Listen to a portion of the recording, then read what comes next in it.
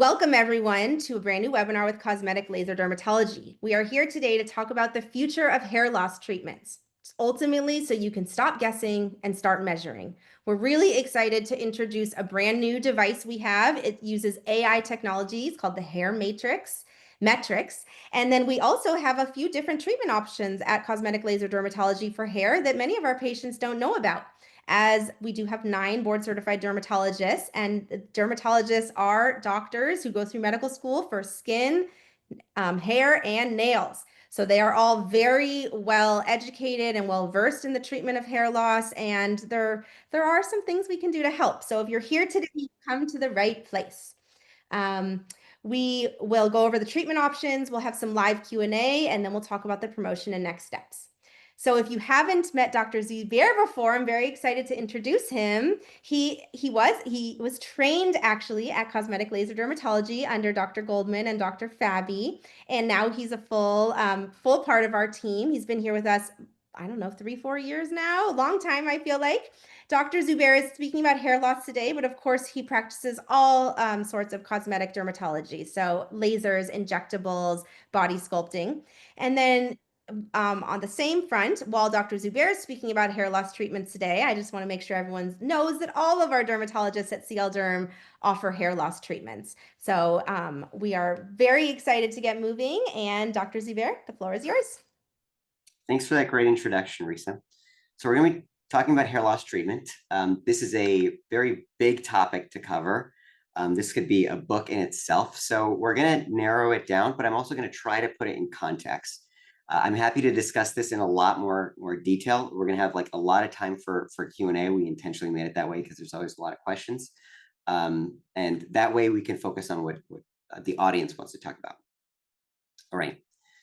So first, we're going to talk a little bit about the science of hair, because that's really going to help you understand these treatments if we can get a little bit of anatomy and physiology of hair. So the structure of hair. So you probably recognize that there's at least 2 different ways you can kind of divide hair.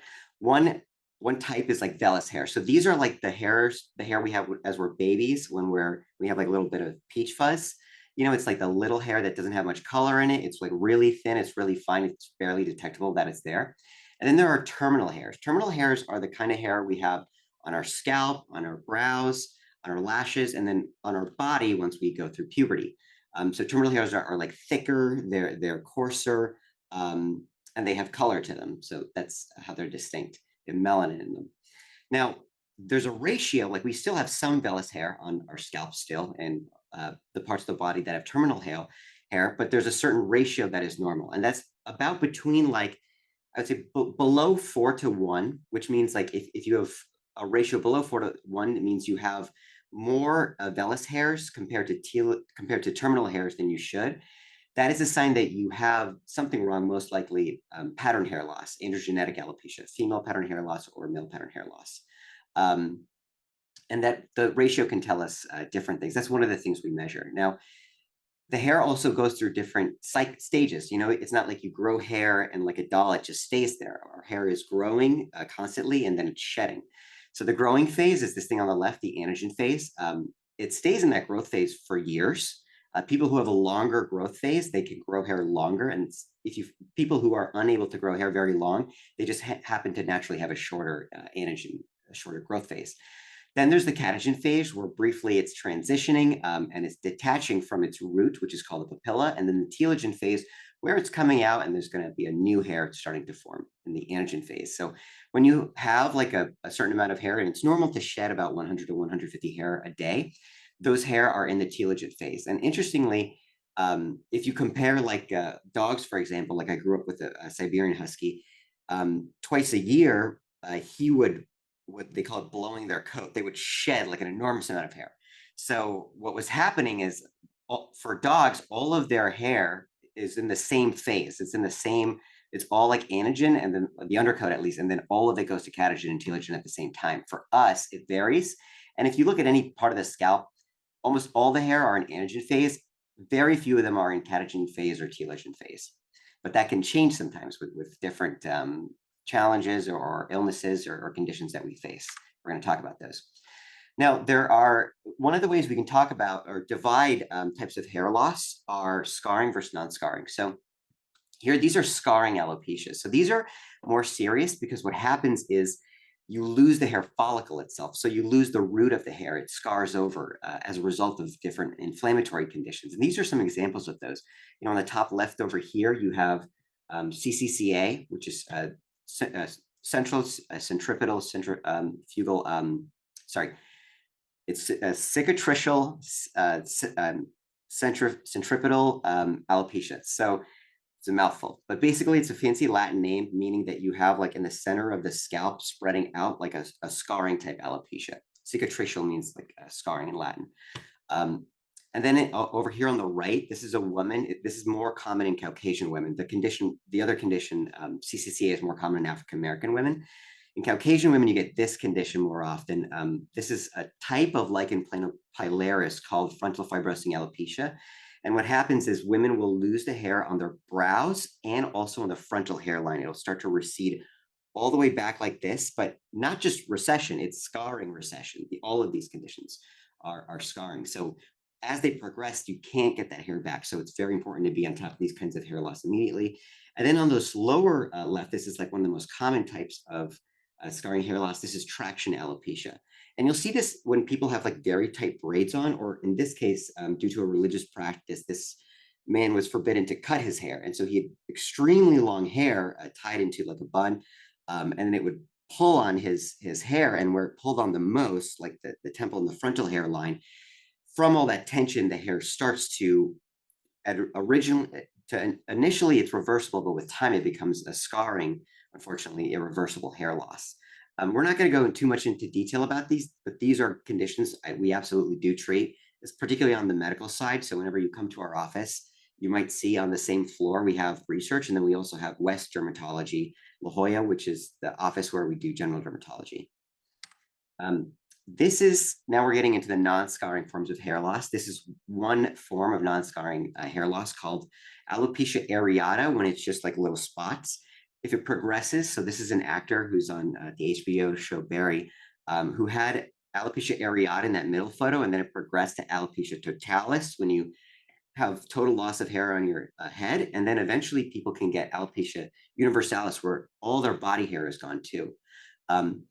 This condition is autoimmune, so people's body, your immune system is attacking incorrectly your hair follicles. And usually it's not as bad as this. Usually it's just like one spot to start with.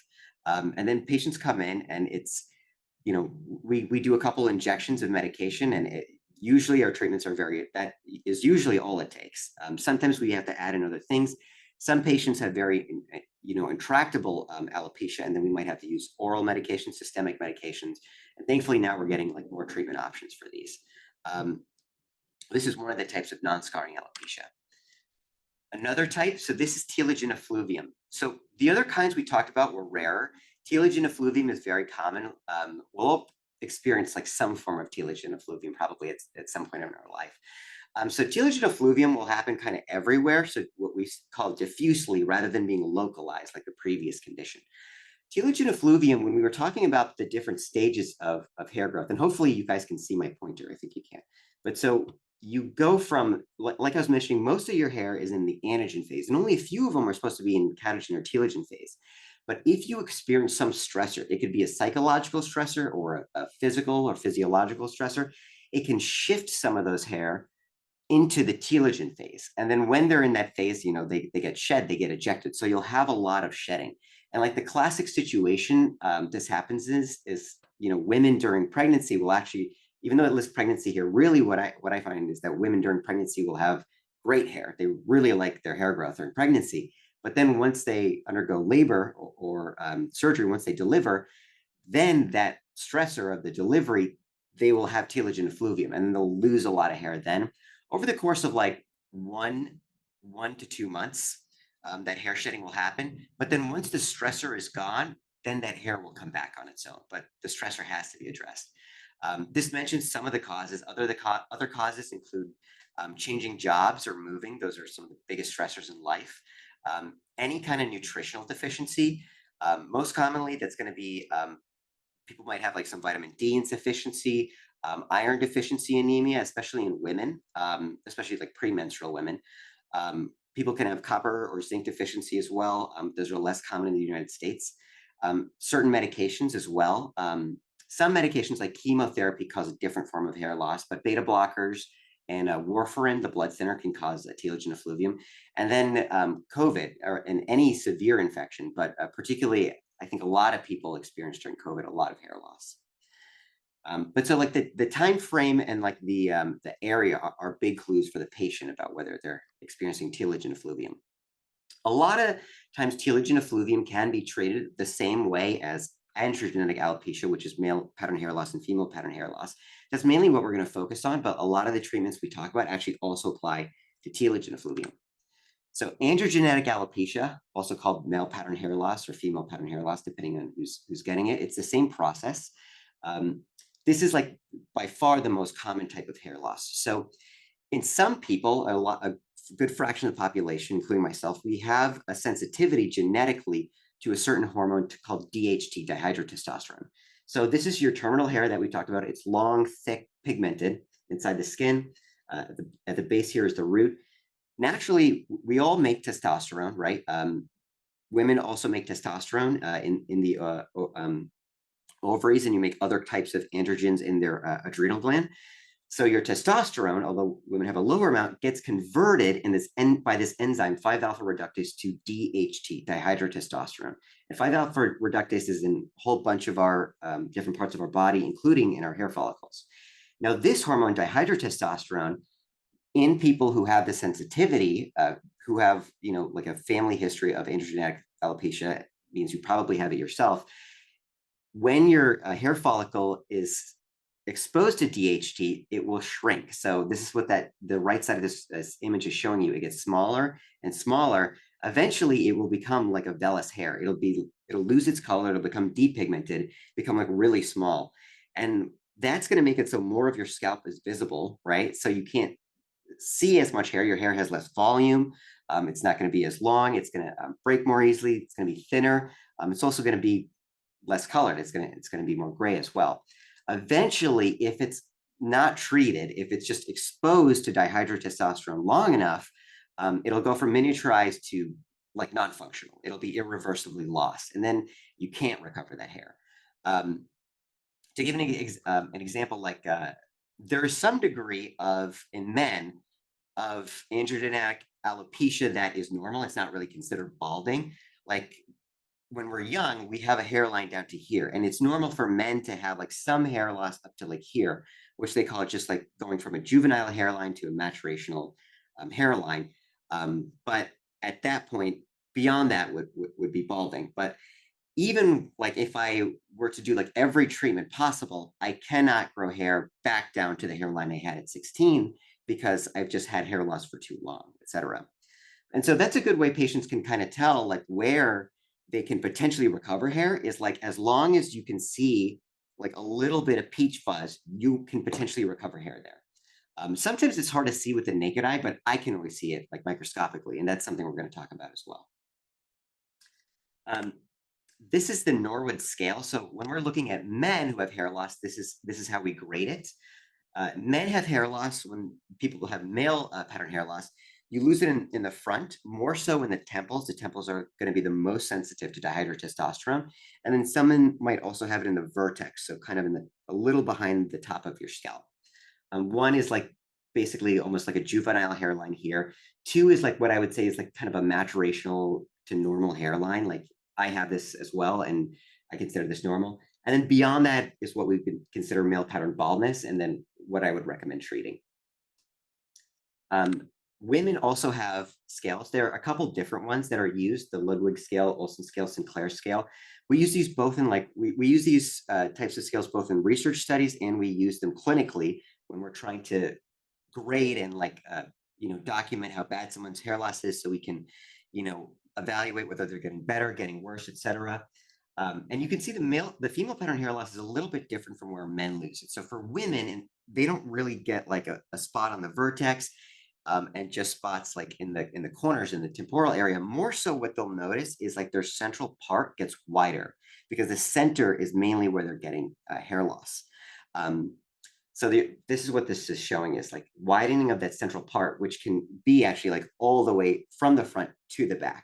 And you can see that in these photos too, which would show a good example of this woman getting eventually, like it no longer even looks like a part. It just looks like the top of the head is losing hair. So how do we measure hair loss? Measurement is really important for several reasons. Like one, we want to be able to understand what is causing your hair loss, because if you don't understand the cause, the treatments for different kinds of hair loss can be completely different from each other. The way I treat those patients who have like a certain type of scarring hair loss, like frontal fibrosing alopecia, is going to be completely different from how I treat patients with female pattern hair loss versus like alopecia areata. So it's critical that number one, you figure out the diagnosis, right? So really, what is the way that the hair is being lost? And then even if you have the diagnosis, like let's say someone has, female pattern hair loss, there could be different reasons they're having that female pattern hair loss. Like why are they having more dihydrotestosterone? Could be they have hormonal imbalance, right? It could be because of a medication they're taking. It could be, or if they're having, telogen effluvium, like what is the stressor in their life causing it? Is it a medication or is it something going on in the personal life? Then we also want to be able to understand how severe it is, right? And also we want to be able to look at the progression, right? So is the treatment we're using actually working, right? You don't want to, there's that famous quote, like the definition of insanity is doing the same thing with the same result. So if we're using a treatment, we want to be able to tell, is this treatment actually working? Because for example, alopecia areata, I'd say more than 90% of patients, injection of steroid will work excellently for this patient. But if you have a patient that it doesn't respond to, in that minority of patient, you're going to waste their time and you're going to end up, having your patient experience hair loss unnecessarily if you don't realize it's not working and you need to switch to something else. So really critical to detect if something is getting better or something's getting worse. If you've halted the progression of it worsening and you're now like reversing it, we're going to talk about how we do those things.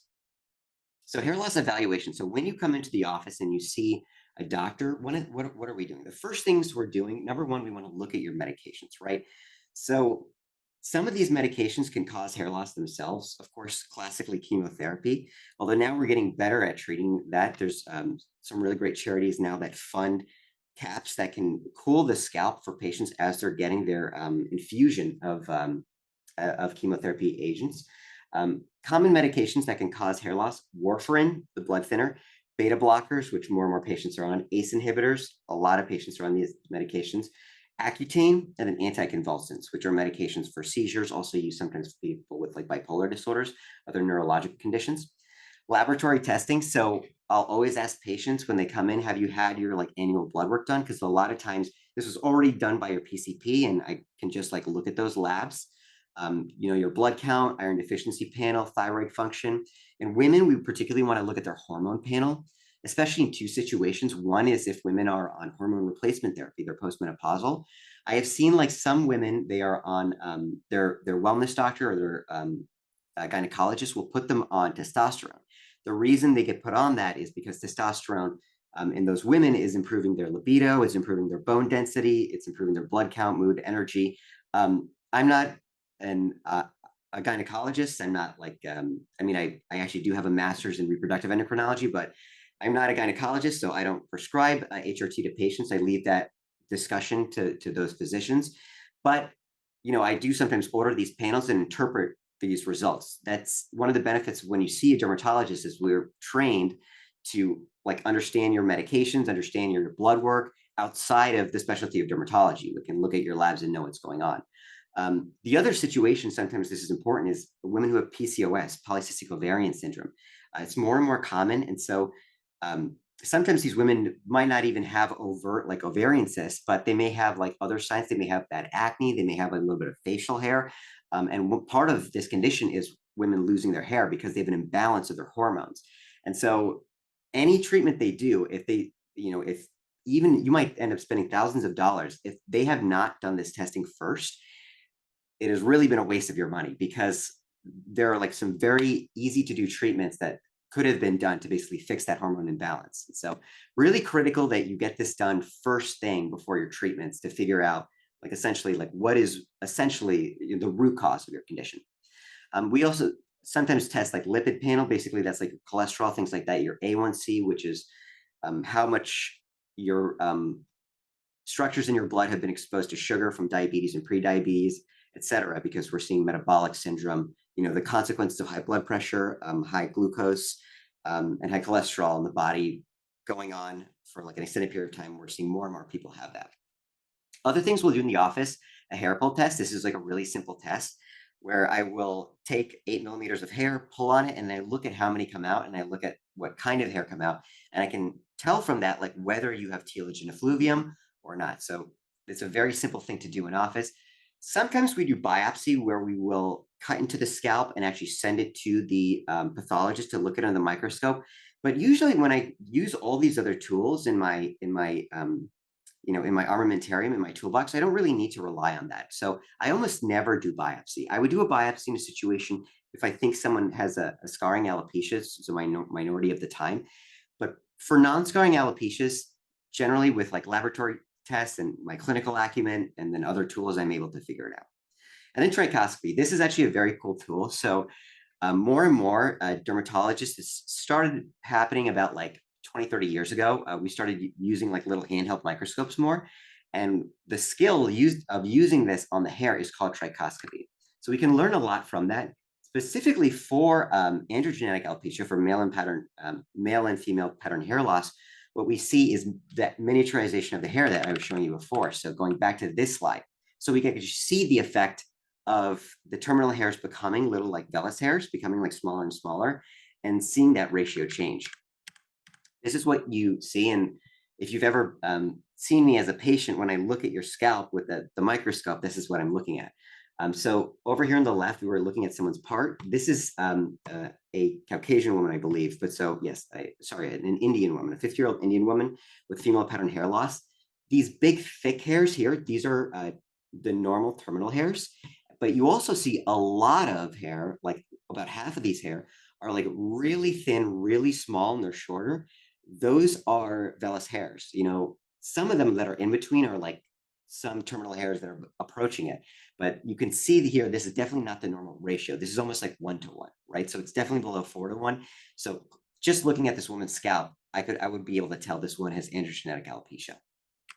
Same thing, this patient. This is a man, but same thing here. You can see here there's an even bigger difference. The medical term for this is anisotrichoscopy. But so what the term means is that there's a big variation in like how thick and wide their hairs are. So like you can see this one is very thick, and like right next to it, there are ones that are like barely even there. And this is like a very, very teeny tiny one here. This is one of the ones that's in danger, that like if this was left untreated, a couple more months, this might disappear and it might be irreversibly lost. And then he would not be able to recover the same degree of hair density in this area ever. But so that's a very cool technique. And so we were using it in the past. We've used those handheld microscopes, just like they're the same ones we use to look at your moles. We were using those to tell, okay, what kind of alopecia does this person have? Do they have androgenetic alopecia? Is it more like a scarring alopecia? Is it alopecia areata? Each of them have different signs. I'm not going to go into the other ones. We recently acquired as a practice this very cool tool that enhances trichoscopy, brings it to the next level. So it's called the HairMetrix. So you come into the office, and we do this every time you do a treatment, is I put this onto your scalp. It's a little bigger than the handheld ones. It will scan your hair. It'll take a photograph of it. So it's a microscopic photograph. And then what you get at the end is a report like this. So we do it on different areas, and I document like for myself for every visit where I did it. Like, for example, I might say, okay, like we did it 6 millimeters up from the glabella, or like 8 centimeters up from the like temple. So we're always doing it in the same place. This is kind of an example report of what you'd see. And then we're seeing the hair count per area. So we're seeing how much hair you have in a given area, which we call the hair density. And then it's also showing you, it's dividing that hair into different categories of how thick it is. So that's a really cool thing it does. Like when I'm looking at it with my microscope, I am not able to like measure how many microns thick. A micron is 1/1000th of a millimeter, so very tiny. I cannot measure like how many microns thick each individual hair shaft is, and then compare that every time. I can only kind of make like a qualitative assessment. This device is using AI to like use the technical term is machine vision. So it's categorizing like every single hair root that's coming out. How thick is that? It's measuring them and then it's adding them all up. So it can give you this sum at the bottom and looking per area, per centimeter, how many of them are. There's several benefits to this. In the old days, what we would do is all we would do is a clinical photograph. So we take just like with a regular, I mean, it's a fancy camera, it's an SLR camera, the nicest camera you can buy on the market. But at the end of the day, they're still like naked eye, photographs, and that can show whether someone's hair loss is improving or getting worse. But the problem is if someone gets a haircut, if they grow their hair out, if someone parts their hair differently, if they have hair product in, all of that is going to affect how much scalp coverage it looks like they have. So all of that, we would call them confounders, are throwing off the accuracy of that measurement. And that makes studies not as accurate. With this, because you're looking at the hair root, it's ignoring the rest of the hair shaft. You can like very precisely get a measurement that's not affected by all those things. So I was very excited once we acquired this device, and we ourselves are actually doing studies with this device now. So to show you more detail about the report, this is what it shows. So over here on the left, right here, you can see on the right is the index that kind of tells you it's your guide. So these green hair are like thick, and those are the hair we want to have more of. The yellow ones are intermediate. The red hair are less than 30 microns. They're vellus hairs. They're miniaturized. These are the ones that are endangered of going away. So they've been under the pressure of DHT. They're getting smaller. If they're left there without treatment, they might disappear altogether. This is an example from a patient we measured. This is a real patient from our clinic. It's showing, this patient has an abnormal on the bottom here ratio, right? So 2-to-1, remember we talked about it should be at least more than 4-to-1. We want to see something more like 7-to-1 ideally. But so there's 2-to-1. So they definitely are experiencing androgenetic alopecia, male pattern hair loss. There's some other cool things this thing can measure, like how many hair you have per follicle unit. So interestingly, you don't always have one hair coming out of each hair root. Especially on the back, we have more like 3-4. This is something that can vary also by ethnicity. Like Asian patients like myself often have one hair per hair root. Caucasians have a few more. Black patients have even more hair coming out of each root. And then it's telling you your average hair width. And then how many hair roots you have per centimeter squared. This thing on the left is the coolest thing because this is showing you what the AI is looking at. It's categorizing every single hair root coming out as like miniaturized in between or like a nice thick terminal hair. And it's not getting affected by like the rest of the hair shafts, so that's the really fascinating thing about this. And then this is the other thing that we can use it for is that we have our patients on different treatments, on medication, we're having them do procedures. When you come in, you've come in for your first time, we're getting your baseline measurement, and then you do some treatments. We're able to look to see, okay, how is your hair loss changing? Is it getting worse? And that'll be a sign that, okay, whatever treatment combination we have you on is not working well, so we need to change things up. Or is it working really well? And we could even compare if we have you on a certain set of treatments for a period of time and you switch it up, we can compare, okay, over X amount of time, if you compare these 2 to 3 months versus these 2 to 3 months, how much did your hair loss improve, over those two different time periods? Now we have that level of granular, like microscopic detail that we've never had before.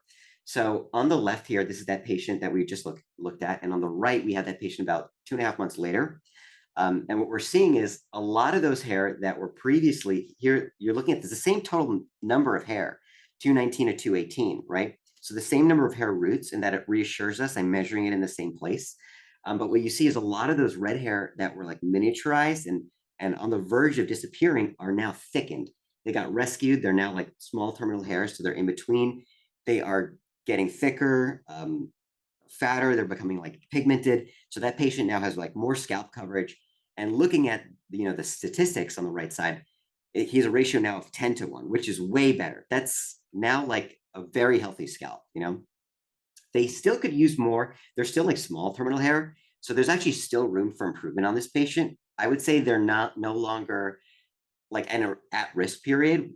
So this patient actually we said could go to maintenance phase, but I strongly feel like this patient is going to get more improvement in the future. So because I think these like small terminal hairs are going to get even thicker into become like large hair. And then we saw here as well when we're looking at the hair width increased. That result was actually more impressive when we looked at the sides, like the temple area. So here we can see there's an even more dramatic jump. You can see before they had same pattern as before. Like some of the hairs, an abnormal amount were at risk. There was these small miniaturized hair, but on the side area, they had an even more dramatic rescue. So almost all of those hair became at least like small terminal hair. A good fraction even shifted into the intermediate terminal hair. And it's the same thing as we saw before. So it's the same number of hair roots, which reassures you, we didn't cheat. We were looking at the same area, it's the same number of roots, but each hair is getting thicker. And so looking at those stats on the right, you see that the ratio jumped massively, from like 3-to-1 to about 23-to-1. And then the thickness jumped a good amount too, like almost 20%. So from 42 microns to 55 microns. And you can see that with your eye looking at what the AI is seeing here, that like every single hair root here is getting thicker. Right, so hair loss treatments. Now we get into the interesting things. Now we know hair loss happens. What can we do about it? So I like to think of the treatments for hair loss, for non-scarring types of hair loss, as a spectrum. There's medications, topical medications, oral medications, and I would put like supplements and stuff under this category too. Then in the middle, and the main thing we're going to talk about are non-surgical procedures. A lot of what we do in this office. And then on the far right is surgery. This is hair transplant. There's mainly two different kinds of hair transplant. There's the strip harvesting, where in the old days they used to take the whole strip, but it would leave like a huge scar on the back of the scalp. Then they would harvest them from there. And nowadays they use FUE, so follicular unit extraction, where they pluck out every single individual hair from the donor site, which is the occipital scalp, the back of your head. Then they place that. So each of these has their like strengths and weaknesses, their pros and cons. Medications are the lowest cost. These are actually often covered by people's medications. Some of them are even over the counter. But then on the other hand, they have side effects. Like the topicals can be irritating sometimes to the scalp. They have some other problems as well. And then the oral medications quite effective, but they are systemic medications that are going through your blood. They're going to all the organs of your body, so they have systemic side effects. Non-surgical procedures, I'd say they're intermediate in cost. The downside is they require multiple treatments.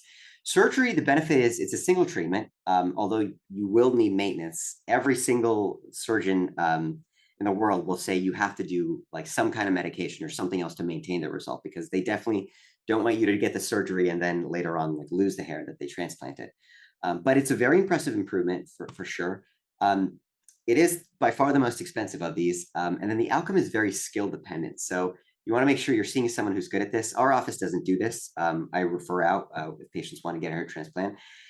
So you want to make sure you're seeing the right person, because if they mess up the direction that the hair is going in, or if they mess up the hairline shape, or if they harvest it incorrectly, there may be like visible scarring, even with the FUE procedure. All those things can lead to an outcome that you might be unhappy with, that might be like very hard or impossible to fix. They also, hair transplant is done often in men. It's rarely done in women for several reasons. One is that in men, like the occipital scalp, so the back of the scalp is protected from DHT. It doesn't go miniaturization. Like when you see men who lose, like George on Seinfeld, who let themselves go completely bald, they'll still have hair on like the back of the head, right, in the sides. Women, when they get female pattern hair loss, the hair loss can go all the way to the back. So a surgeon doesn't want to have the experience of taking the hair from the back of the scalp, putting it in the front, and then that hair might still be sensitive to DHT and still miniaturize even after it's transplanted. So in women, the problems with the donor site are why they try to avoid it. The other thing is overall, women actually have a little bit less hair density everywhere. So they have less donor area. And then if you take, hair from their occipital scalp, what you want to avoid is like if you take too much and they have like fewer donor follicles to begin with, you can see the hair thinning on the back, and like that's also suboptimal. And then if there is scarring on the back and it's thinner on the back, you're going to be able to see the scarring. So that's also a problem. And then ultimately, this is kind of a finer point, but women's hairstyles depend, the look of the hair is more about volume.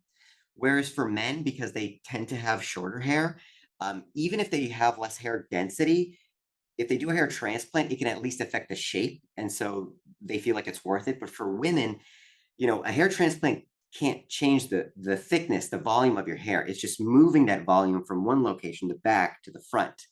And so if the problem is the volume is low overall, just moving the volume from back to the front doesn't actually fix the problem. So that's another reason that it's not often done in women, unfortunately. But so what treatment options do we have outside of surgery and outside of medication, talking about this middle section here, the non-surgical procedures? So one is platelet-rich plasma.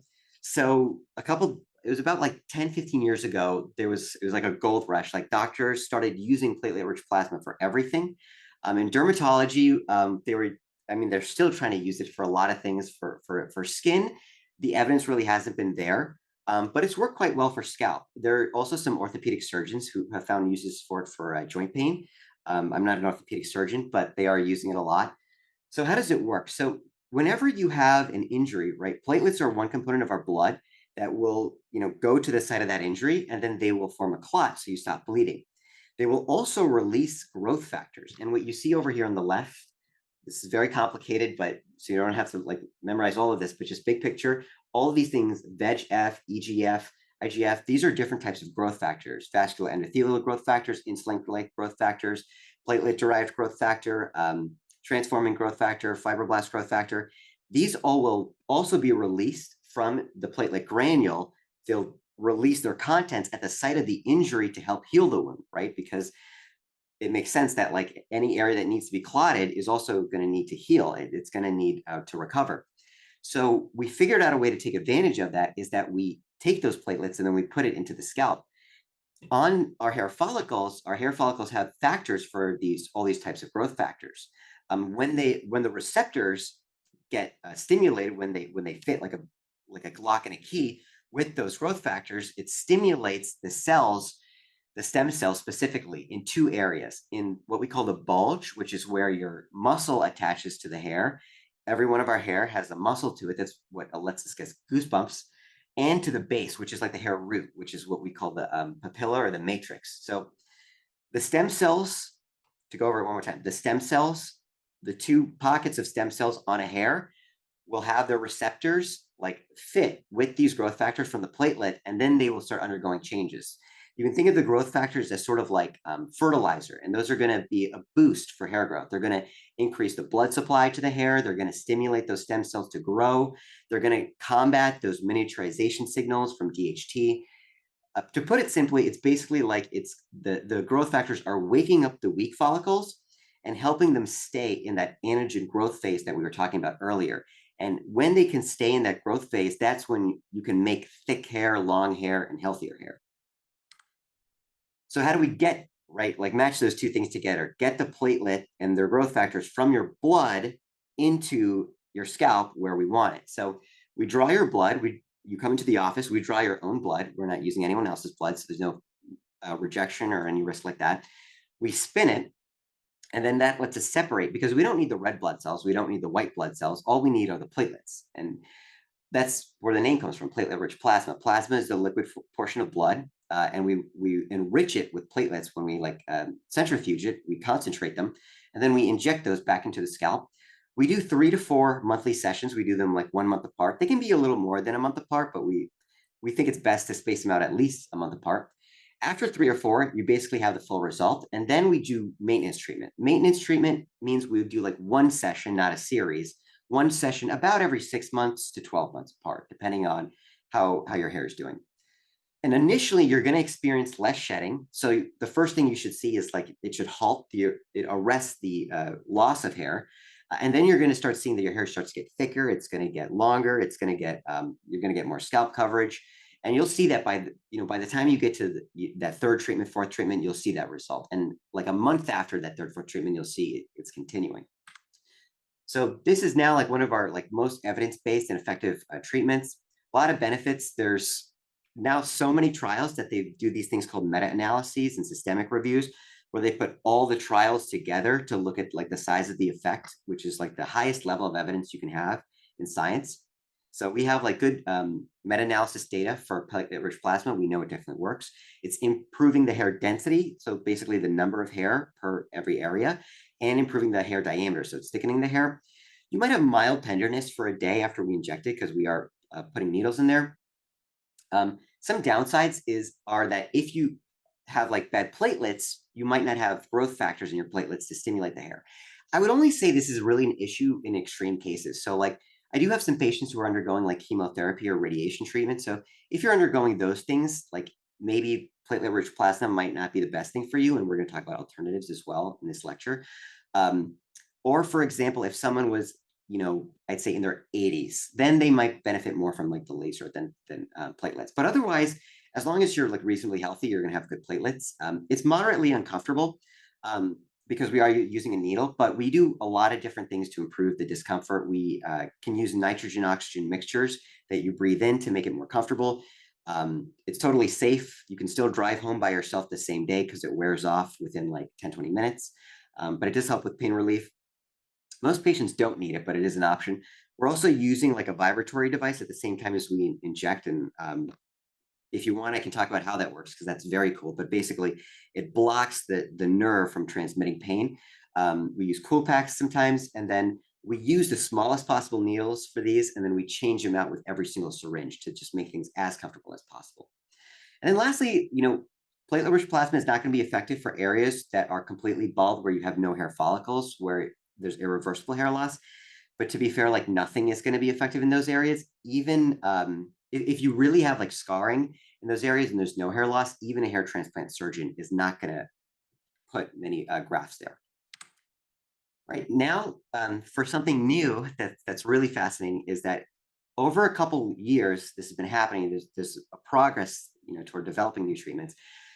Different places have been testing lasers for hair. So of course, we use lasers for hair removal, certain types of lasers. Other types of lasers, specifically non-ablative fractional lasers, so these are infrared lasers that fire in a grid at like low energies. We've been using low, but not that low. Let's call them intermediate energies. People have been trying to use those for hair loss. And so I have a collection of different studies here that we've been keeping up with here at CLD. There have been studies in China, Korea, Brazil, the United States, of course. And then last year, the end of last year, so it was recent, the FDA finally approved, because there was a clinical trial demonstrating that it worked, the first fractional laser for hair loss treatment for this type of hair loss, androgenetic alopecia. Before that, there was no laser or energy device that was FDA approved for treatment in this way. We also have this device. We're one of the few practices that have it. Like I mentioned, there was an FDA trial. The FDA reviewed the data. They said this is approved. It is safe and effective for treatment. There's no anesthesia, no needles, no downtime. So there's very mild discomfort. I would say it's like a 2 to 3 out of 10. It's very mild. You don't have to do any kind of like pain control at all. No patient has said this is painful. There's no medications involved at all. Sometimes some of the doctors will add growth factors at the same time as this, because we know that lasers can help get medications into the skin better. We're going to talk about that in a sec. It's very fast also. So there's no like needles or anything. When you come in for PRP, we have to draw your blood. It's not really bad. You are waiting for us to spin it. It's brief, but you might want to bring a book or your tablet while you're waiting before we have it ready, inject it. With this, it's a very fast procedure with the laser. We don't have to get anything ready. You come in, and right away, we start parting your hair, and we can start lasering it. This on the upper right is showing, this is a biopsy of the skin, and the top is the top layer of the skin, the epidermis. The deeper part, the pink part, is the dermis. And what you're seeing, these 3 columns, are what we call coagulative zones. So the way the laser works is it's causing like a very mild microscopic injury. And that injury is enough to stimulate those parts that we talked about, specifically the bulge, so that superficial, shallow part of that hair that has some stem cells in it, it's getting a little bit of injury, and it's telling those stem cells to release a bunch of growth factors, like PRP, but instead of putting growth factors there itself, it's releasing growth factors locally. So it's a mild injury that's resulting in the release of growth factors. And that those growth factors are doing the same thing. They're stimulating the hair follicles. They're making your hair stay in that anagen phase longer instead of miniaturizing. It's like we're tricking the body. It's part of a broader concept called hormesis. It's kind of like when you do exercise or when people are now doing like infrared sauna, like a mild stressor, if it's like very mild, can actually be beneficial for the body. Same thing when they say like, walking is good for you, or some stress on the bone is good, like weightlifting for bone density. It's like a mild stressor that's resulting in a greater amount of like recovery by the body that results ultimately in healing and an improvement. This is showing the results of the trial. What they put with the asterisk was like they see those results 1 month after the treatment and 3 months after the treatment. At the bottom, they're recommending 3 to 6 treatment sessions a month apart. So same interval as PRP, but it's going to take a few more treatment sessions, which makes sense. More like 3 to 6 rather than like 3 to 4. And then maintenance, they're saying 2 to 3. We're doing more often like 2 sessions and 2 sessions of maintenance and seeing good results. I think honestly, if like 3 to 6 months apart as maintenance is sufficient for patients. All right, so non-ablative fractional laser. Now we have like randomized controlled data for this, so persuasive evidence that it works.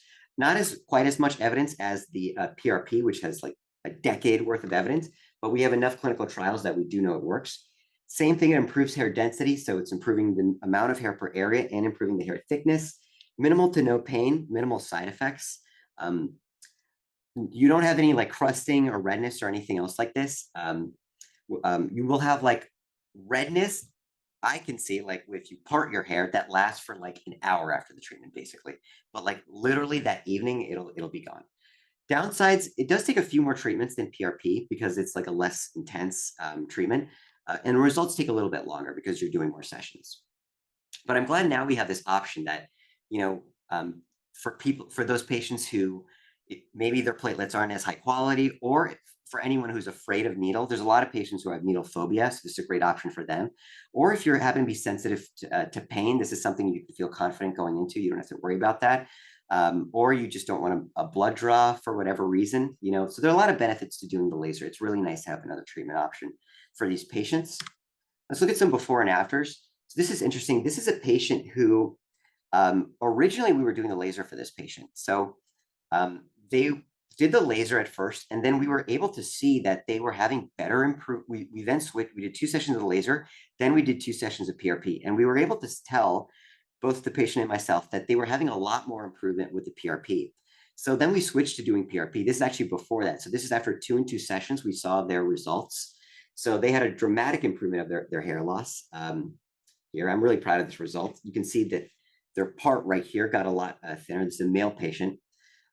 They're both like thicker hair here. They don't have as many of these like tiny miniaturized hair that you see here. That's improved. And then you see a lot more of it as well. And then you can see that recovery, it looks like the hairline is advancing because some of the baby hair here that probably are not visible to the naked eye, but could be visible on dermoscopy, those hair can be recovered. Here you can see the same thing from like a frontal view. Like this part, you can see like it almost looks like borderline where the patient like might want to consider like having a shorter haircut because it's very obvious there's a lot of scalp show. Here you can see a lot more coverage of the scalp, and this is a pretty impressive result, honestly, after having like 4 treatments for this degree of hair loss that was worsening before. But so that's a nice thing that we're going to be able to have an even greater power to do with the HairMetrix. We're doing it for treatments every treatment session now. Sorry, I misspoke. We're doing it for every patient at every treatment session now. We'll be able to tell like which treatment is working and which is not. Because to give it another example, minoxidil is a treatment that works great for a lot of patients, but there's some fraction of patients that do not have the enzyme. They do not have a sulfatase just genetically. So minoxidil doesn't work well in those patients. And before, those patients just had to wait like 6 to 9 months on minoxidil, doing it once or twice a day, which is very annoying to do, and see if they respond to minoxidil. And if they were in those unlucky few that don't have the sulfatase, they basically wasted their time. With the HairMetrix, now we're going to be able to tell, okay, a couple months in, 3 months in, do you have like microscopically, are you recovering hair? Are you at least stopping the worsening of hair? And if we see that that's not happening, we can switch you to a treatment instead of wasting your time. This is a patient that my mentor, Dr. Fabi, treated. So both Dr. Fabi and Dr. Goldman are more senior doctors at the practice. They taught me a lot in fellowship and encouraged me to get into hair. Dr. Fabi and Dr. Goldman, Dr. Fabi and Dr. Goldman both have done hair loss treatments, and Dr. Fabi is currently doing a clinical trial at our office for hair loss using non-ablative fractional laser. Unfortunately, for patients on this webinar, they're not enrolling anymore, but we are continuing to treat those patients. And I'm part of that study. I'm grading all those patients' severity. We're doing the HairMetrix, and we're going to see these different lasers, like which one works best, which combination works best. For this patient, she'll often combine the laser with PRP or pre-formulated serums of growth factors. So we know that these kinds of lasers can make the skin a little more porous, so it takes up any growth factors or anything you put on top better.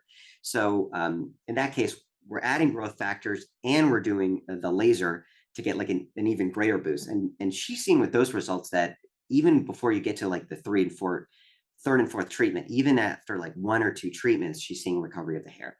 So this is a great result where you're seeing the patient has a lot more scalp coverage frontally. Here you're seeing it from like a side view. Same thing, you can see that like not only are the scalp hair being like you're seeing a greater number of scalp hair, but they're also like thicker, they're coarser hair. Some patients are also seeing like they're losing, they have a greater number of pigmented hair, right? They have fewer gray hair. And that makes sense because you're going from the vellus depigmented hair back to the terminal pigmented hair. This is a view of a patient whose vertex was treated. These patients were also treated by Dr. Fabi. So it works all the areas of the scalp you're getting hair loss. This is a female patient. So same pattern as we were talking about where it's this central part. You can see on the left, the patient has a widened central part. It's probably something they're self-conscious about. But you can see on the right side, we're getting it narrow. This was only a few treatments. This was something like 2 to 3 treatments in this case. Same thing over here, the central part area. You can see the widening over here from a female pattern hair loss. And this was successfully narrowed. They have more coverage back to their normal part with the combination of the laser and the growth factors. So other procedures, I know patients are interested. There's a lot of stuff on social media. There's so many different treatments that are getting marketed. So microneedling, so just cold microneedling without any energy in it. Microneedling does work. There's actually pretty good evidence for that too. Microneedling is when you have a device that goes in and out, so microscopic needles. Dermal rolling is totally different. We'll talk about that in a bit. But as long as you have this device on the upper left here, the purple one, as long as it's coming in and out vertically, whether it's mechanical and motorized or whether it's just manual, someone doing the needling, that can work. And it will do both like hair counts, it'll improve, and hair diameter. So it does work. It's going to require even more treatment sessions than the things we talked about. The reason is it's just a very mild injury. So it's just not as much of a stimulus as the laser or as the PRP. And it doesn't bring growth factors like those other things. Same. Dr. Zubair, Yeah, I'm loving all of this, but we're we're out almost of at time. time and we have so many Wow. questions. So do you think we could, maybe Let me, this part we could skim over faster? let me speed through this. Sorry. Yeah, I talked too much. So low-level laser therapy, those are those devices you can buy. Even though there's good evidence for this, the problem is that the devices that are sold to consumers don't match the big lamps that they use in the trial data. This is something we're actually going to work on in the future, and we might like develop a device. So look out for that. The Alma-TED, this is an ultrasound device. No randomized clinical trials for this, unfortunately. If they do one that works in the future, I might be persuaded. Unfortunately, their trial was open label, non-controlled. Derma roller, please do not do this because the needles are coming in at an angle. You have risk of scarring, infections. So just don't bother, please. You could really hurt yourself. Exosome, the FDA recommends against injecting, so no one's doing that. Topically, we're still waiting on the evidence. Nutrafol, Viviscal, in big meta-analyses, the evidence wasn't really impressive. Other treatments, vitamins and nutrients and different like supplements are effective when you're actually deficient. So if you a lot of people do have vitamin D insufficiency. So in that case, it's definitely helpful. But if you're just taking like a high biotin like gummy without knowing whether you're actually deficient, it's not going to be effective. And then all these other things are also limited effectiveness. Like rosemary oil has been all over social media. There's been a 500% increase in like searches for rosemary oil, but there hasn't been a clinical trial. And then lastly, there's medications. But let me get to, we can go over this if there are questions about it. So let's take some questions, Risa. Perfect. Thank you so much. Oh my gosh, that was so much information. I'm glad we have this recorded. I will definitely need to watch that back myself. So if anyone else is feeling that way, don't worry. We have tons of questions. You guys, I know it's a little over on time. We'll stay a little late for you, so I hope you can as well. We'll try to get through as many as we can. All right. So, let's see. What level of testosterone in women could cause hair loss? Great question. So I said testosterone as a mat, but I said it to try to keep it simple. If I have a flaw as a lecturer or teacher or educator, it's that I go into excessive granular detail. So I try to keep things simple. But really, when we're doing your blood test, and here, let's go back to that. So when I said here that we do the hormone panel, it truly is a panel. So we're not only testing your testosterone, we're testing the total testosterone. Let me pass it. So we're testing your testosterone and your free testosterone, so the testosterone that's floating around, not bound to a protein. We're also looking at DHEA, and then we're also looking at your androstenedione. So there are different types of androgens. Androgens are a whole group of hormones like testosterone that have effects similar to it, that can have effects on muscle growth. They can make you grow facial hair, etc.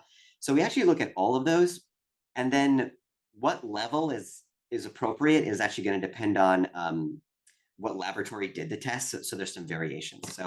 But any doctor, anyone, like any MD or DO in the United States who's board certified is going to be able to interpret for you. And like when you do the test is always ordered by a physician, and that physician gets the results, so they will order it, always interpret it. Like in our office, generally the pattern is like you see me or one of the doctors, and then sometimes I'll ask the patient and they happen to have, they'll say like, oh, I happen to, get my blood work done in the last year. These are the results. I'll look at them and interpret them.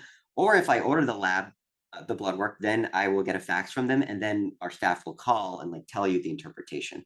But yes, if you happen to have high testosterone, so Well, maybe we can move to the next. sorry, yeah, but basically it varies, and it's not just testosterone. We actually want to look at several things. Okay. Perfect. So what would you use to determine if a patient would respond better to PRP versus the non-ablative fractional laser? So generally, the vast majority of patients are going to respond better to PRP. It works better. Um, we are still doing studies on. There's that big study in the FDA trial, and that's the laser mainly that we're using. But like Dr. Fabi's trial, we are doing other studies to compare like what are the best settings to use this laser, because you can adjust like the energy on the laser, the intensity, how far apart like the different beams of the grid are. And I do wonder in the future if it may surpass PRP, and that may be a possibility. But right now, it seems like PRP is more effective. That's why we're doing more like 4 to 6 sessions with the laser, 3 to 6 sessions, I'd say, and then like 3 to 4 sessions with the PRP. Pretty much always 3 sessions, honestly, with the PRP. So the PRP works a little more effectively. I mean, but like once you come out to like once you do more sessions with the laser, it'll come out to like the similar end result, similar So effectiveness. there's pros and cons you'll discuss with each person during the consultation. Yeah, So, and then once they finish the original regimen, and yes, guys, we're going to get to price the next question. Will patients have to continue the PRP and the laser treatments forever, or will they eventually stop? that's a great question. So not just for these treatments. I mean, we do recommend. Let me try. It's yes and no in many ways. So let me try to keep this simple. So for male or female pattern hair loss, as long as you are producing the dihydrotestosterone, right, you are potentially going to get miniaturization of your hair follicles. So you have to keep up with the treatment. A lot of doctors will use the analogy to compare it to brushing your teeth. Like, as long as you're alive and we're eating foods and our teeth are getting exposed to, sugar and bacteria, we have to keep brushing our teeth. So the same thing, you do have to do a maintenance treatment to basically keep the hair loss at bay. Once we do the series, so when I say, I recommend 3 treatments with PRP, or 4 to 6 treatment sessions with the laser, what we're saying is we think that's what's necessary for you to get to like the degree of improvement that you will feel happy with. You know, if you're happy with fewer treatment sessions before that, that has actually happened, then we'll say like, okay, great, let's stop and go to maintenance. You know, we'll just do it less often. Once you hit your goal, then you do it like once every 6 months, once every year, just to keep the result where we have it. You know, you don't have to do like the series anymore. Now, there may be situations that like I have, like for example, my postmenopausal patients who are on HRT and their doctor was giving them testosterone, sometimes they'll go off that medication. Like one of my patients, they became single, right? They broke up with their boyfriend. They didn't want to take the testosterone anymore. They were using it for their libido. So they said, okay, let me stop taking this medication, and I don't probably need to do these treatments as maintenance anymore. So that was a circumstance where they don't necessarily have to keep up with it. And then we might just, check with the HairMetrix like once a year. Is it still in the place she wants it? If we see it's worsening again, then we'll restart everything. But generally, yes, you have to do some kind of maintenance. Even like I was saying with the hair transplant, your surgeon is going to recommend you do other things to maintain the result, because the surgeon doesn't want you to go undergo the transplant and then like a couple of years Yeah. later lose the hair that they spent like very meticulously grafting. So they usually want you to be on like something like minoxidil. They'll often recommend like doing these other treatments as well. I actually wonder if in the future, like if they will try to like basically prime or make the donor hair even better by doing things like PRP and laser to the donor area, you know? Oh, that could be really interesting. I Yeah. just made it so we could see a little bit bigger. That could be very cool for sure. All right, pricing. Let's give some pricing. Now, I'll caveat this that this is, going to go on YouTube. So this is pricing as of now, and everything is custom in our office, and everything's very, customized for your unique needs. But in general, give us some idea of what these things cost and if they're covered by insurance. So none of the basically the non-surgical procedures I mentioned are going to be covered by insurance. What will be covered by insurance? So some of the medication options might be covered by insurance, the medications themselves. Mhm. Unfortunately, insurance doesn't consider male pattern hair loss or female pattern hair loss. No insurer considers that medically necessary to treat. So basically what we do is like, let's say a patient sees me at like West Dermatology. For the first visit, we try to get it covered by insurance. And usually we can, because we don't know what kind of hair loss it is until you come in to see me.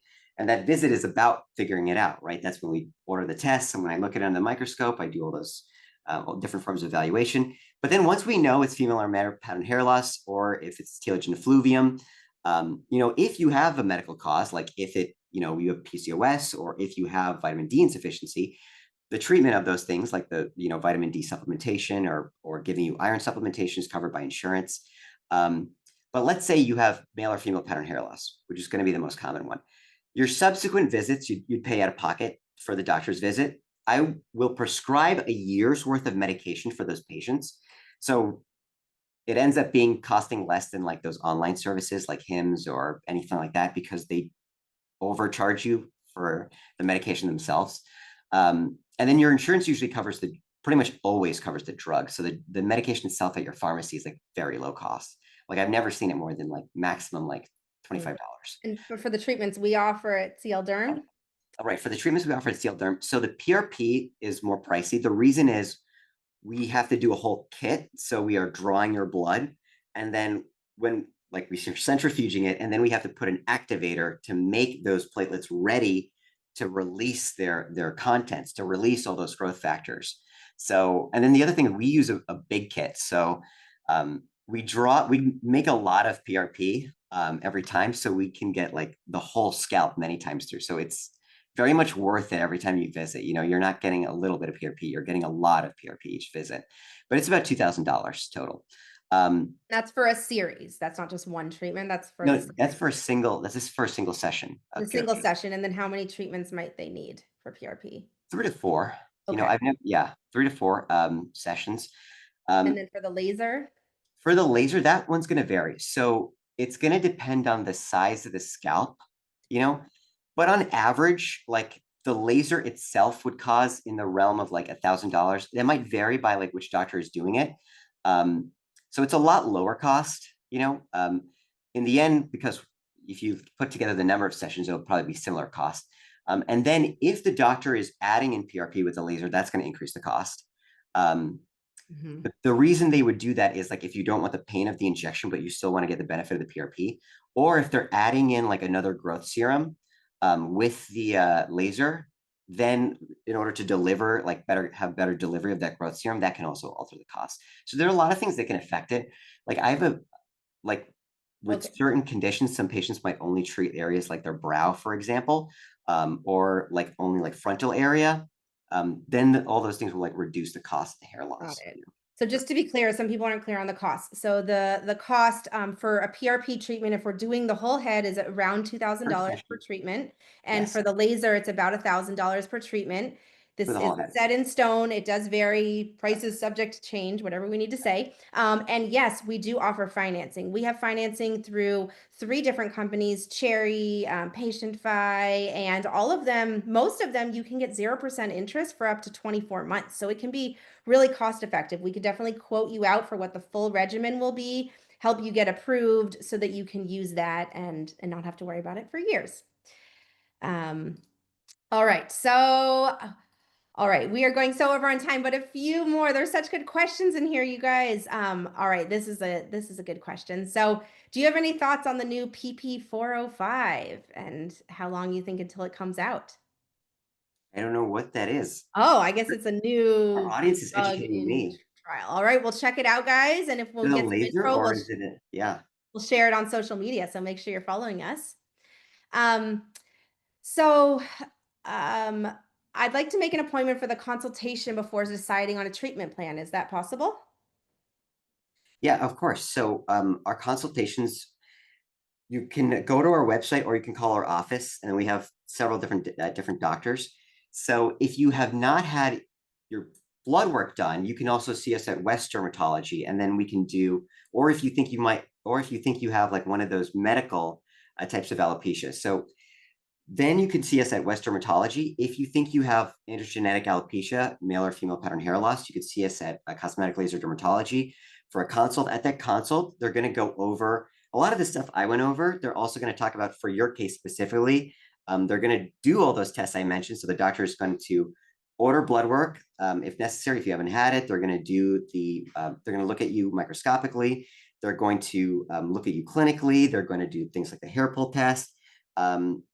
They'll take like a full history. They'll review the medications you're on, and then they're going to kind of dial in using all of that different information onto what kind of hair loss you have. They'll talk to you about the different treatment options, what combination is going to work best for you, what's worked well for you before. Maybe they'll recommend what you're going to do on like a regular basis as maintenance, and what you'll do initially. All those things are part of like the consultation, and then they'll at the end, of course, they'll give you like the pricing and everything too. So I'll post in the chat right now so you guys can book online because it is after hours, but a consultation definitely would be great. Dr. Zubair is booked out, but we do have 9 board certified dermatologists. You can get in with any of us. And as a reminder from the e-blast that you got, I haven't said it yet. So we do have a great offer for all of you that stayed with us and heard all this education. So every single one of you are eligible for a complimentary HairMetrix assessment and hair loss consultation at CL Derm with Dr. Zubair or Dr. Darji. So when you're booking on the website, you can see them. And the first 3 of you to book your hair loss treatment will receive 15% off the entire protocol. So that's depending on however many treatments you make. So that could be quite substantial.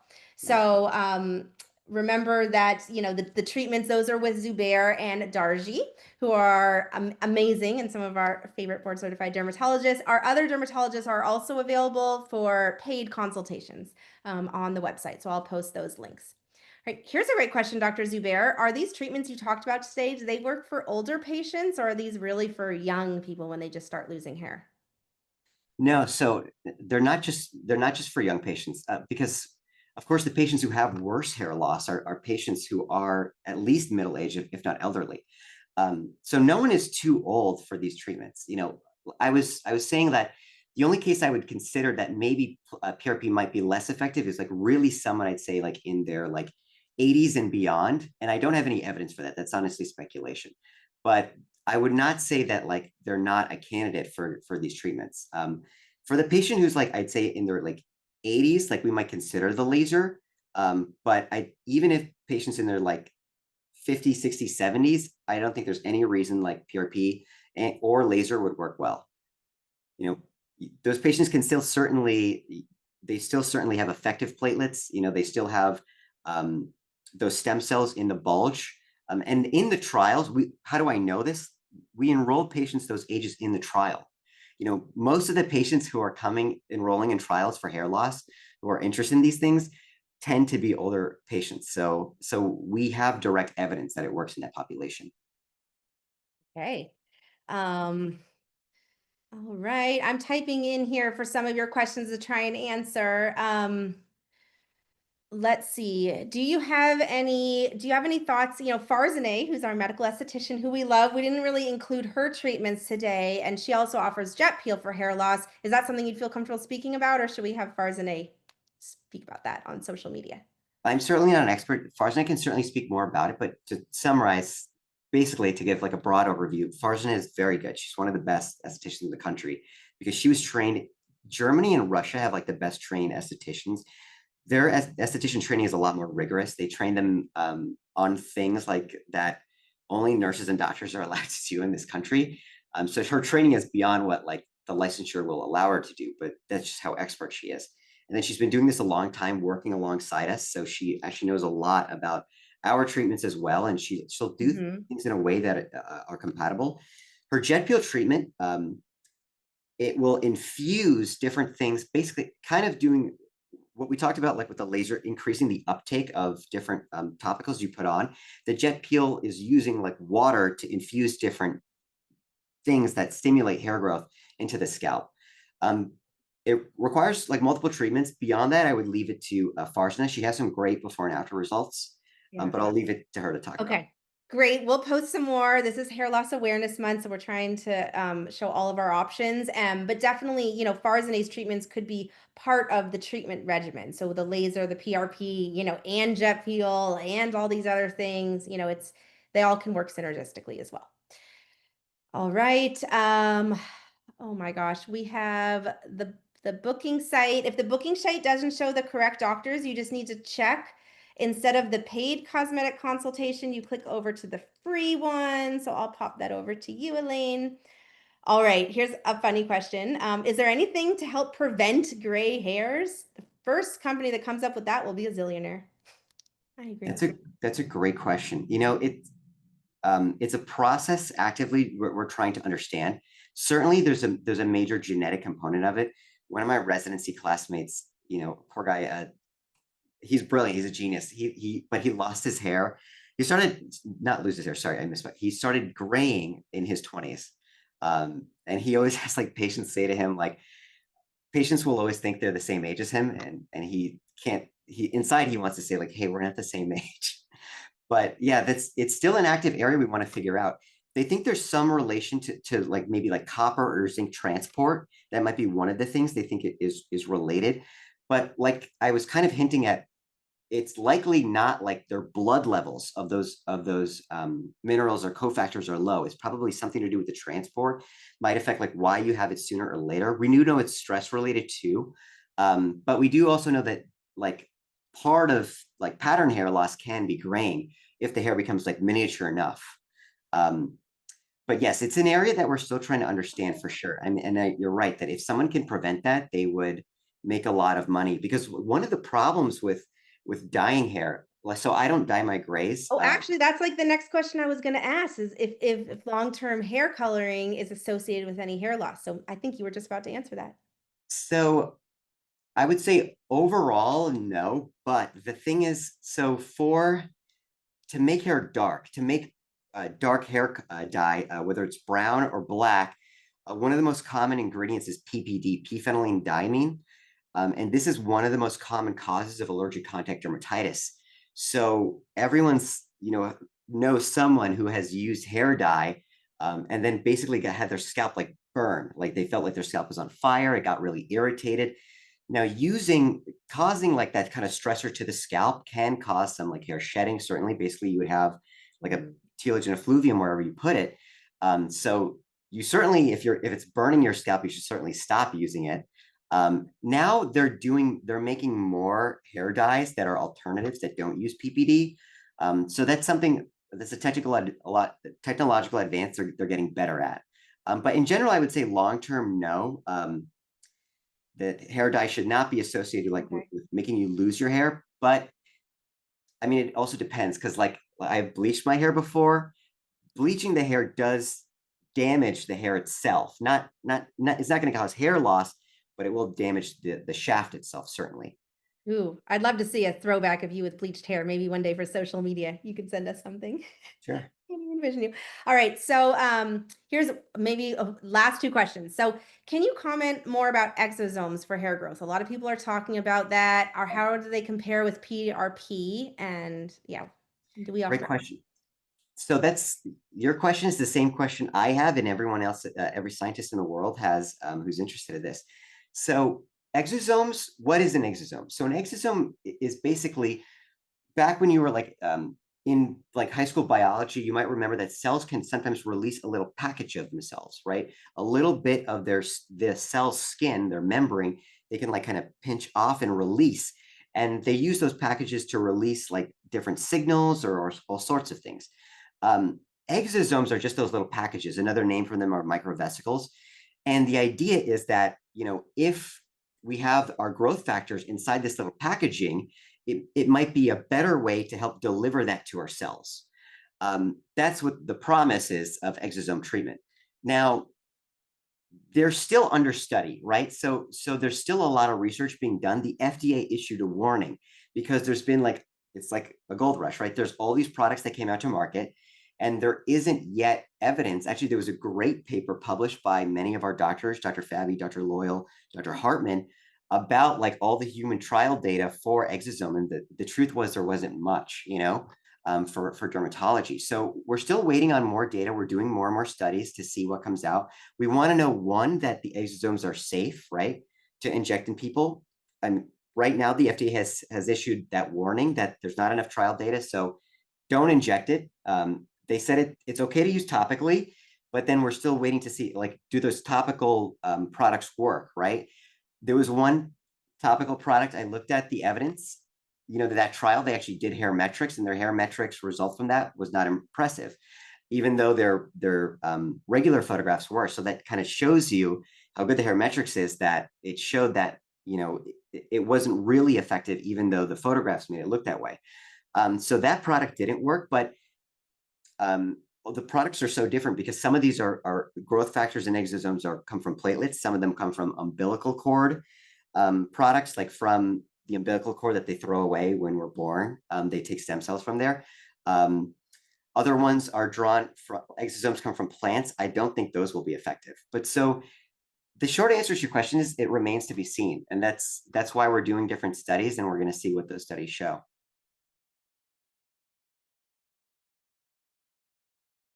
Lisa? Okay, that's amazing. Well, thank you so much. I think we got through all of the questions. And you guys, there's a few left that we didn't get through. I'm going to take them and I'm going to make sure that we answer these on Instagram stories. So please make sure you're following us. Otherwise, everyone that attended, please come in and schedule a consultation. I mean, Dr. Zubair is amazing, and you see how smart and how much he knows about this here. But it's even better if you can come in for a consultation with him, and he can do the analysis and then give you much more specific treatment. And all of you are eligible for the complimentary consultation and 15% off the whole treatment if you're one of the first 3 to book. So thank you so much for joining us. Thank you, Dr. Zubair, for spending so much time with us and sharing all of this knowledge from you. This was definitely a good topic for you because Dr. Zubair is also really involved with our research department, if you couldn't guess that already. So he's very much on the forefront of all of this. And we're really proud to offer treatments at Cosmetic Laser Dermatology that are science-backed and proven, and that we are comfortable putting our name behind, as many other hair loss treatments are not that way. So thank you so much. We look forward to seeing you all soon. Thank you. Thank you, everyone. Good night.